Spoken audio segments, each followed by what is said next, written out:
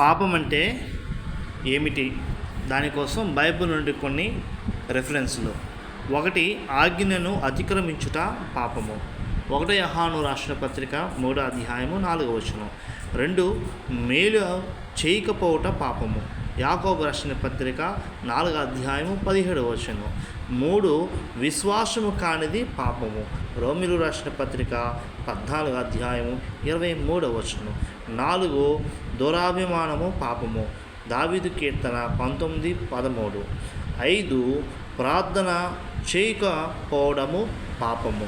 1 సమూయేలు 12వ అధ్యాయము 23వ వచనం. 6. మూర్ఖుని యోచన పాపము. సామెతల గ్రంథము 24వ అధ్యాయము 9వ వచనం. 7. సకల దుర్నీతి పాపము. 1 యోహాను రాసిన పత్రిక 5వ అధ్యాయము 17వ వచనము.